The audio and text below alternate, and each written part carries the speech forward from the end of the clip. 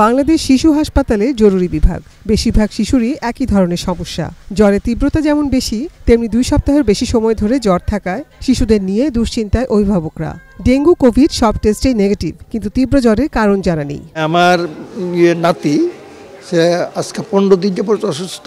তার এক হইল জ্বর, বুকে কফ, কাশতে গেলে সে এত কান্না করে যে এত ব্যথা হয় যে আমরা দেখলেও তার কান্না দেখে তার হয়ে থাকার জন্য আমরা খুব হই, খুব হয়ে। বয়স 8 মাস মতো, আজকে 15 দিন যাবত। তার আবার লুজ মোশনও আছে। তার লুজ মোশন, জ্বর এবং কাশি, এই তিনটার জন্য আজকে 15 দিন যাবত এমন অবস্থা। রাত্রে হইলেই আস্তে আস্তে বাড়তে থাকে এবং জ্বর 4 গিয়ে উঠে, 3-4 উঠে।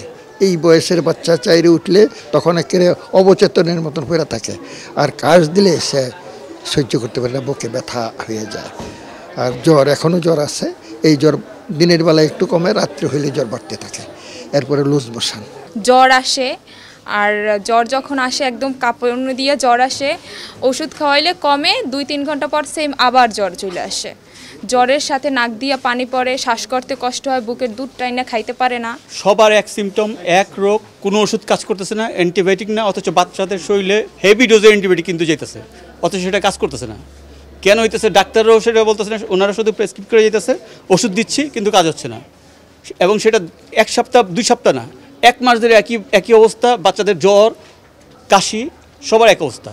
চিকিৎসকরা বলছেন, বছরের এই সময়টাতে শিশুরা ঠান্ডাজনিত সমস্যায় ভোগে। তবে এবারের আবহাওয়ার কারণে শিশুরা নিউমোনিয়া, ব্রঙ্কিওলাইটিস সহ শ্বাসতন্ত্রের নানা রোগে ভুগছে বেশি। আর এবারে জ্বরের মাত্রাও তীব্র। ফ্লুয়ের সিজন, ঘরে ঘরে আপনি যে বলবেন যে যেমন হচ্ছে ভাইরাল সিজন, তো একজন আক্রান্ত হচ্ছে, দেখেন ছোট বড় সবাই। কিন্তু বাচ্চাদের যেটা প্রবলেম হচ্ছে অতিরিক্ত জ্বরটা কমতেই যাচ্ছে না। বাবা মা কমপ্লেন করছে যে আমরা প্যারাসিটামল দিচ্ছি, সাপোজিটরি দিচ্ছি, মুখে দিচ্ছি, জ্বরটা কমছে না। সেই ক্ষেত্রে আমরা যেটা বলবো যে 4 থেকে 6 ঘন্টা পরপরই, যদি জ্বর অতিরিক্ত থাকে 4 ঘন্টা পরপরই আপনারা প্যারাসিটামল খাওয়ানো যাবে। আইদার আপনার মুখেও দেওয়া যাবে, অথবা কেউ যদি বমি করে, বাচ্চা অতিরিক্ত দুর্বল থাকে, তাকে পায়ুপথে সাপোজিটরি দেওয়া যাবে। এবং এর পাশাপাশি প্রচুর তরল খাবার খাওয়াতে হবে। ছোট বাচ্চারা বুকের দুধ, বড়রা একটু স্যালাইনও খেতে পারে হালকা, যেহেতু বাইরে গরম, ঘামছে। কাজে এছাড়া লেবু শরবত, মালটার রস, বিভিন্ন স্যুপ, চিকেন স্যুপ বাসায় বানানো, এগুলো সব তারা খেতে পারে। খেলে তারা এই সময়টাতে তাদের বেটার ফিল করবে। আর পাশাপাশি জ্বর অতিরিক্ত হলে ঘামটা মুছে দেওয়া,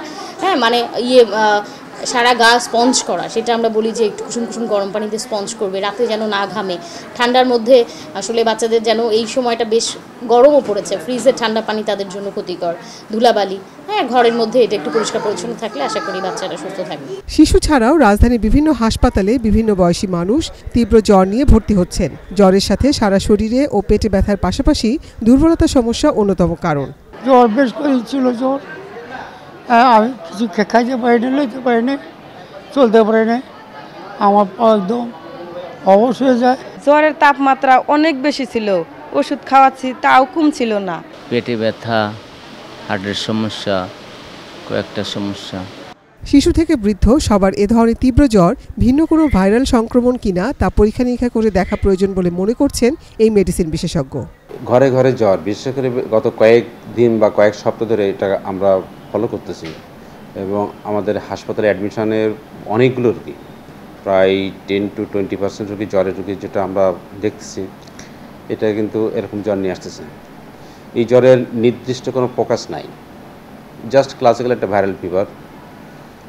যেমন এই জ্বর আছে, কাশি আছে, শুকনো কাশি আছে, গলা ব্যথা আছে, শরীর ব্যথা আছে, মাথা ব্যথা আছে, মাংসে ব্যথা আছে, গিটে ব্যথা আছে। এটা একদম একটা ক্লাসিক্যাল ভাইরাল ফিভার।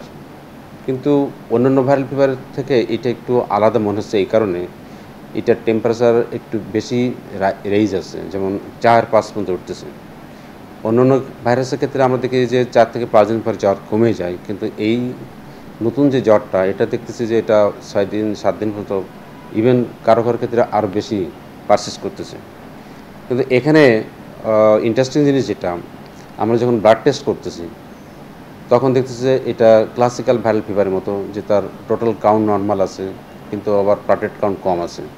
1 লাখের নিচে, মনে করেন 1,80,000, 85,000, 90,000, 1,23,000, 22,000 এরকম, জাস্ট 1.5 লাখের নিচে আছে। আবার সিভিয়ার থ্রম্বোসাইটোপেনিয়া যেটা, সেটাও নাই, এটা মাঝামাঝি পর্যায়ে আছে। থ্রম্বোসাইটোপেনিয়া আছে, কাউন্টগুলো আবার নর্মাল আছে, অন্যান্য কাউন্টগুলো পেশেন্টের এক্সরেতে করলেও এটা নর্মাল পাওয়া যাচ্ছে, নির্দিষ্ট কোনো ফোকাস নাই যে নিউমোনিয়া বা ব্যাকটেরিয়াল নিউমোনিয়া যেটা ওরকম কোনো কিছু নাই।